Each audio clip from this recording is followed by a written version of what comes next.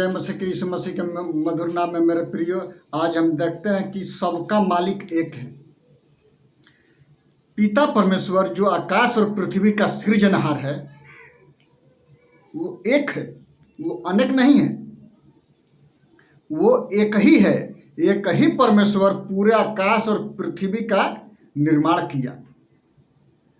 वो किसी मजहब, किसी जाति, किसी कौम के लिए नहीं आया, वो पूरे मानव जाति के लिए आया।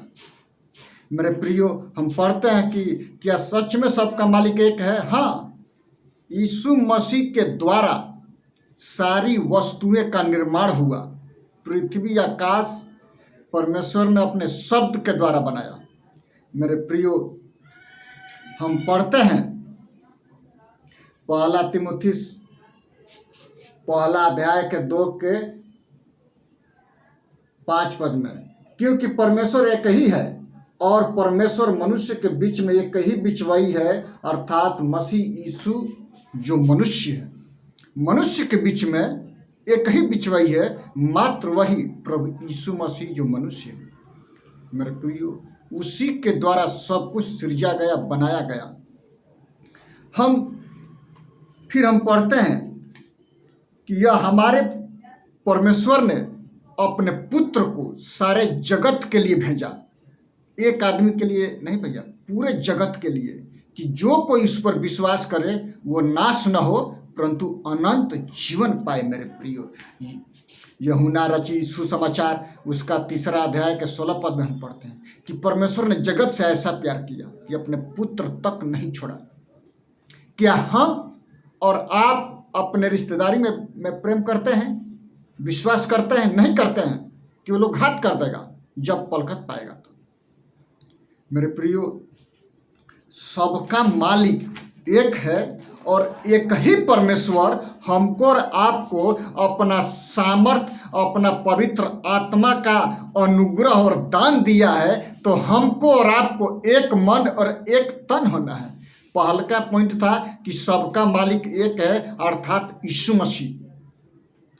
फिर हम दूसरा का पॉइंट में हम देखते हैं कि पाप से छुटकारा।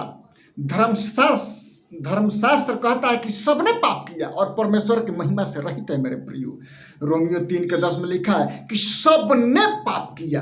पूरे पृथ्वी पर ऐसा कोई व्यक्ति नहीं है जो पाप नहीं करता हो। दिन में 3-4 गलतियां होता ही है तो पाप में गिनती होता है।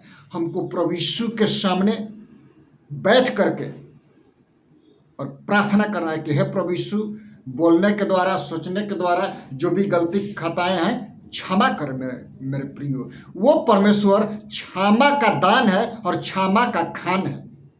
समुद्र से 1 बाल्टी पानी निकालने से समुद्र का पानी कम नहीं होता। उसी तरह से धर्मशास्त्र को दिन प्रतिदिन पढ़ने से धर्मशास्त्र का पेज और पन्ना में जो लिखा हुआ काली अक्षर है वो हमारे हृदय में जब प्रवेश करता है, हमारा जीवन बदल जाता है। जीवन बदलने का एकमात्र है तो वो बाइबल है, पवित्र बाइबल।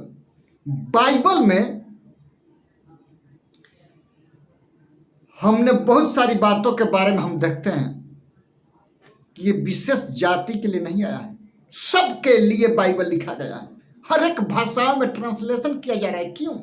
क्योंकि सब लोग अपनी भाषा में, अपना जीवन चरित्र में परमेश्वर का वचन को पढ़े और सुने, समझे, और जो भी हम पढ़ते हैं, सुनते हैं, वो परमेश्वर के वचन के अनुसार है कि नहीं है। हमको और आपको जांचना है, ना कि आंख पर पट्टी बांध करके विश्वास कर लेना है। विश्वास सुनने से और सुनना मसीह के वचन से होता है।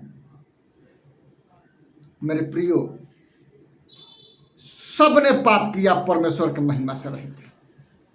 यहाँ पर हम, मेरे प्रियो, जब 300 डिग्री या खौलते हुए पानी में जब हम हाथ नहीं डाल सकते हैं तो वहां पर परमेश्वर आग के झील में आपकी आत्मा को डालेगा तो कैसे बर्दाश्त करेंगे? सबने पाप किया, परमेश्वर की महिमा से रहित है। सबका मालिक एक है। हम मोक्ष कैसे प्राप्त करें? हम पापों से छुटकारा कैसे प्राप्त करें? यीशु मसीह मारा गया, गाड़ा गया, तीसरे दिन मृतकों में से जी उठा, वो आपके लिए वो मेरे लिए, वो पूरे मानव जाति के लिए वो मारा गया मेरे प्रियो। ऐसा नहीं है कि वो पर्सनल व्यक्ति के लिए मारा गया है। पर्सनल व्यक्ति के लिए मारा जाता है कब?